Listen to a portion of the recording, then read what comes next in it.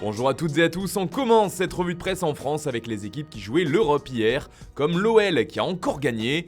Décidément tout roule pour les Gaunes en Europa League depuis le début de saison, 4ème victoire en autant de rencontres. Cette fois le tarif c'était 3-0 pour le Sparta Prague et les hommes de Peter Bosz sont désormais assurés de terminer premier de leur groupe et donc d'aller directement en 8ème de finale. C'est déjà le printemps pour Lyon d'après l'équipe. Pour le progrès, l'OL voit plus grand avec cette qualif. Bon, c'est un peu moins rose ailleurs, même si aucun des clubs français n'a perdu hier. L'OM a fait match nul à domicile contre la Lazio de partout et pour la Provence, c'est rageant. Pas de vainqueur non plus entre l'AS Monaco et le PSV Eindhoven, c'est donc le statu quo comme le résume Monaco matin et la SM reste en tête de son groupe. Et puis un petit mot aussi sur Rennes qui jouait en Ligue Europa Conférence et qui a battu Moura d'une courte tête 1-0, comme le rapporte Ouest France. En Italie aussi, on revient sur les matchs de la veille, comme ici en couverture du Corriere dello Sport, qui évoque la large victoire de Naples face à Lecce à 4-1. Et pour le journal, le Napoli est un vrai leader. Pour la Lazio aussi, le ton est plutôt positif. La Lazio touche à l'exploit à Marseille, selon le quotidien transalpin, avec ce nul obtenu au Vélodrome. Toujours de l'autre côté des Alpes, un Français fait la une, il s'agit d'Olivier Giroud. Le buteur de l'AC Milan n'a pas été appelé en équipe de France encore une fois, mais il ne lâche pas l'affaire pour autant.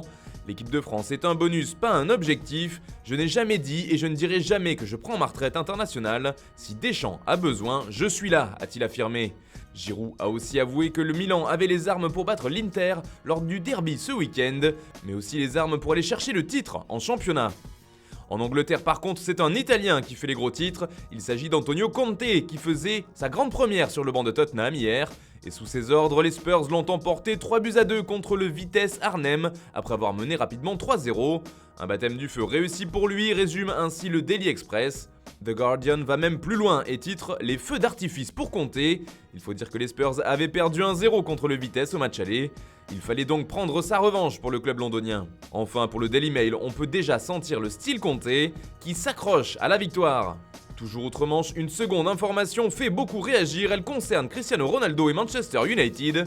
Après l'annonce de son retour chez les Red Devils, on avait appris dans la presse anglaise qu'il avait reçu plusieurs coups de fil, dont celui de Sir Alex Ferguson, pour lui demander de retourner chez lui et surtout de ne pas signer chez le voisin et rival City. Eh bien, cette conversation avec son ancien coach n'aurait pas duré plus de 20 secondes, selon le Daily Mirror. C'est le temps qu'il aura fallu à la légende de Manchester United pour convaincre une autre légende du club de revenir. 20 secondes qui ont tout changé pour les Red Devils quand on voit ce que CR7 réalise depuis le début de saison, lui qui a déjà sauvé plusieurs fois les siens. Ces 20 secondes font également la une du Daily Star ce vendredi. Le tabloïd insiste lui aussi sur le pouvoir de Fergie qui a tout changé et tout fait capoter pour les Sky Blues, alors que Jorge Mendes, l'agent du joueur, était confiant sur la signature du côté de City. A noter que les deux équipes s'affrontent ce samedi, ça promet. D'ailleurs, toujours à propos de Ronaldo, selon The Sun, il pourrait ne plus jamais bouger et rester à Manchester et donc en Angleterre après sa carrière. Décidément, parfois 20 secondes, ça peut tout changer.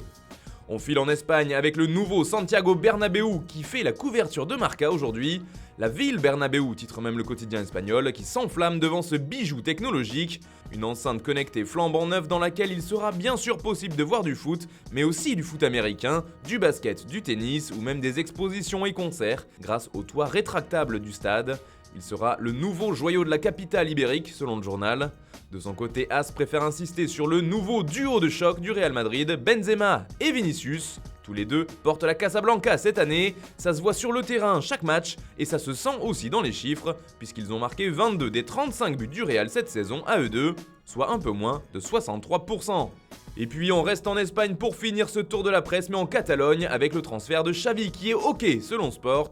Ce sera bouclé officiellement ce vendredi, il ne reste plus qu'à savoir s'il y aura un accord après négociation entre le Barça et Al Sadd, ou si le club blaugrana lèvera simplement la clause de Xavi. Ce dernier devrait arriver demain à Barcelone, une info qui fait aussi les gros titres du reste de la presse catalane, comme avec les Sportiu bien sûr. Mais ce qui nous intéresse aussi, c'est la rechute d'Ousmane Dembélé, lui qui revenait à peine de blessure et qui doit déjà retourner à l'infirmerie. Forcément, cela fait couler beaucoup d'encre en une de Sport, mais également en une de Mundo Deportivo. Dembélé cassé, encore une fois, titre le média visiblement désespéré. Le Français souffle d'une élongation à la cuisse gauche, une blessure légère. Il pourrait ainsi avoir totalement récupéré à l'issue de la trêve internationale qui arrive. Son absence ne sera donc peut-être pas trop longue, même s'il faut toujours se méfier avec l'ancien Rennais. Voilà, c'est tout pour ce matin, merci de nous avoir suivis, on se retrouve tout à l'heure avec un nouveau JT sur Foot Mercato.